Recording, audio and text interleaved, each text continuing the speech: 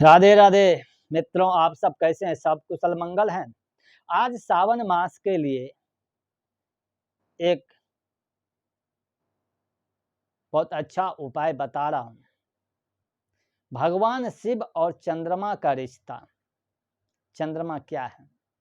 अगर ये आपने कर लिया तो सोचो, साल भर के लिए आपकी माइंड जो है ना बहुत अच्छा रहेगा, मन आपका प्रसन्न रहेगा। चंद्रमा, भगवान शिव और चंद्रमा। चंद्रमा मन का कारक होता है और सबसे चंचल ग्रह भी यही है। आपके मन पर आपका कभी काबू नहीं हो सकता, क्योंकि चंद्रमा जो सफर करता है आपकी मन की गति के से करता है। इसीलिए मन में जो विचार आते हैं तेजी के साथ आते हैं। आप जो राशि पढ़ते हैं वो चंद्रमा पे आधारित होता है। हम चंद्रमा कहाँ आपके जन्म कुंडली में बैठे हैं उसी राशि अंक से पता चलता है कि आपका राशि कौन सा है। उससे पता चल जाता है आपका विचार अपने मन में ग्रहण करेंगे। अगर चंद्रमा अच्छा हुआ तो आत्मविश्वास और विचार आपको सकारात्मक रूप में दिखाई देंगे। अगर चंद्रमा पीड़ित हुआ तो आपके विचार नकारात्मक रूप में आपके साथ रहेंगे। छोटी मोटी बातों से घबराना और परेशानी आते ही डिप्रेशन में चले जाना कमजोर चंद्रमा की निशानी होती है। आपका मन तब तक विचार ग्रहण करेगा जब तक जीवित यह एक मिनट भी शांत नहीं बैठ सकता। इसीलिए चंद्रमा का अच्छा होना, इसको अच्छा करना बहुत जरूरी है। जो सुख दुख से परे हैं, जिसको ना कोई उदास कर सकता है ना कोई परेशान कर सकता है, जिसको ना सुख साधन से प्रेम है ना किसी चीज से मोह है, वो है भगवान शिव। उन्होंने ही चंद्रमा को अपने मस्तक पर धारण किया है।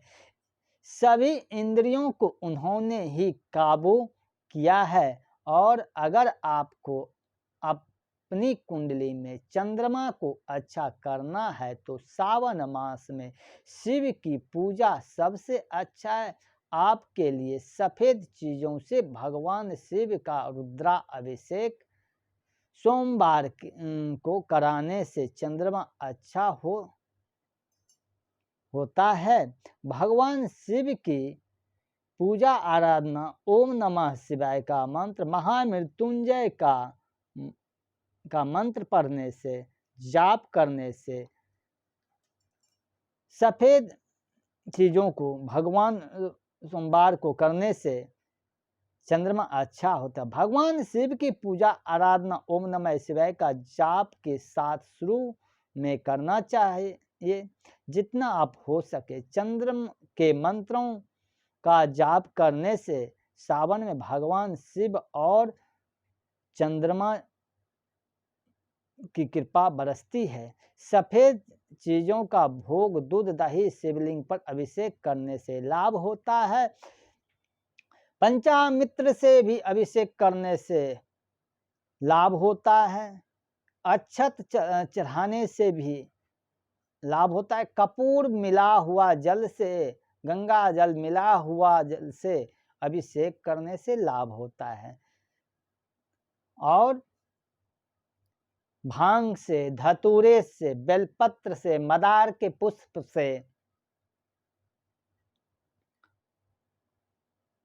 से अभिषेक करना चाहिए, आरती करना चाहिए। इससे और ब्राह्मणों को दान और दक्षिणा देना चाहिए। शिव का भक्ति सावन मास में आप जितना करेंगे तो सोच लीजिए कि साल भर के लिए आपको कोई निगेटिव बात से, नेगेटिव जो है दुष्प्रभाव से आप मुक्ति रहेंगे। इसीलिए के साथ आप खास करके मकर राशि वाले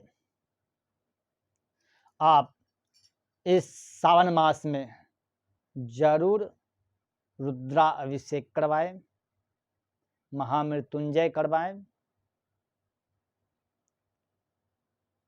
इससे बहुत लाभ मिलेगा।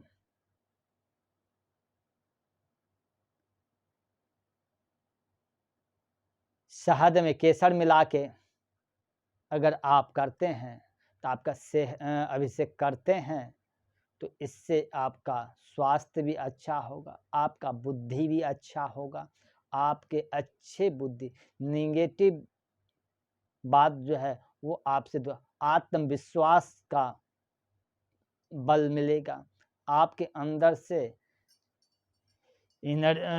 अच्छी सोच पैदा होगा।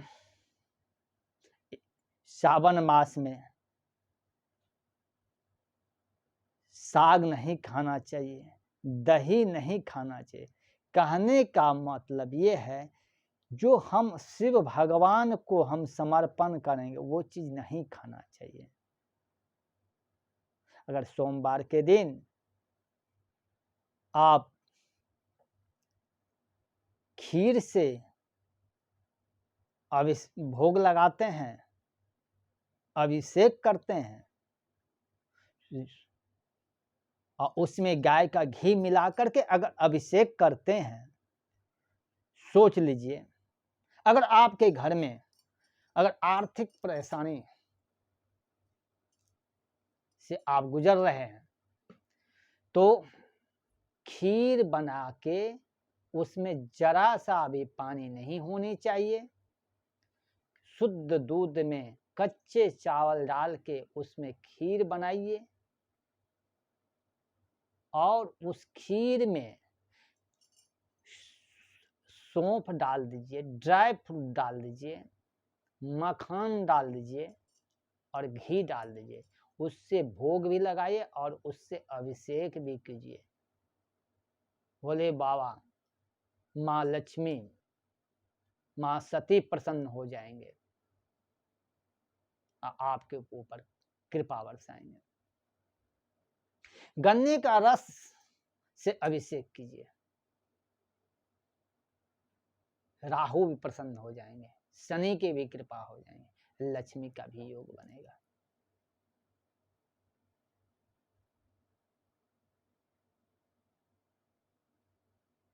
जल में कच्चा दूध, दूध, दही, घी, शक्कर, गुड़,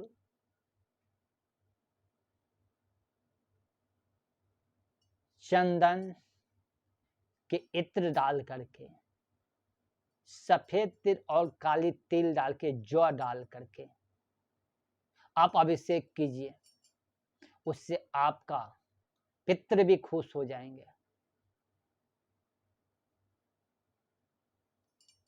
ये अति दुर्लभ उपाय है। अगर आप नहीं करवा सकते ब्राह्मणों से तो आप अपने खुद इतना चीज आप मिला लीजिए, एक लीजिए। देखिए जल अगर कोई शिवलिंग में आप शिवालय में आप जाते हैं पूजा करने के लिए तो कोशिश कीजिए वो जल आपके घर से होना चाहिए, आप अपने घर से लेके जाइए, पहले ही उस बर्तन में थोड़ा चंदन डाल दिए, ये उसमें थोड़ा सा गंगा जल डाल लीजिए, पानी भर के रख लीजिए और उसमें 11 बेलपत्र डाल दीजिए, ये सारा सामान उस लोटे में ही डाल दीजिए। आप आधा लोटे का जल चढ़ा दीजिए, बेलपत्र चढ़ाइए थोड़ा जल से। पहले आप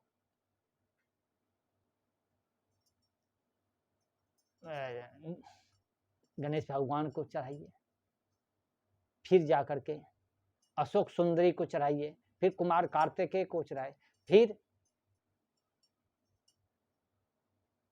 जो माता कमल स्थल है उस पे चढ़ाइए, फिर शिवलिंग पे चढ़ाइए, ऐसा आप कीजिए। अब पूजा पाठ करने के बाद अगर आप वहाँ पे साफ-सफाई कर देते हैं और आपकी 4 चाँद लग जाएगा।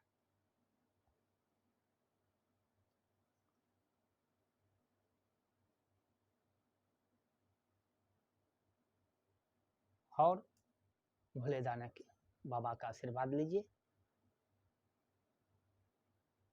फल तो ज़रूर चढ़ाइएगा, फल, दक्षिणा तो ज़रूर चढ़ाइएगा और ये चढ़ा करके कुछ देर बैठ करके आप कुछ मंत्र का जाप वहाँ पे कर लीजिए। जाप जब करना है, विशुद्ध जब करना है तो कुछ नीचे कुछ बिछा लीजिए, आसन बिछा करके उस पे बैठ करके फिर आप पूजा कीजिए। उसके बाद वो दरवाजे जिसको चौखट बोलते हैं, उसको 3 बार ऐसे से पोंछ करके आपन तिलक कर लीजिए। फिर जा करके बैठ करके कुछ जाप कर लीजिए। और वो जो जल चढ़ा हुआ जो गिरता है ना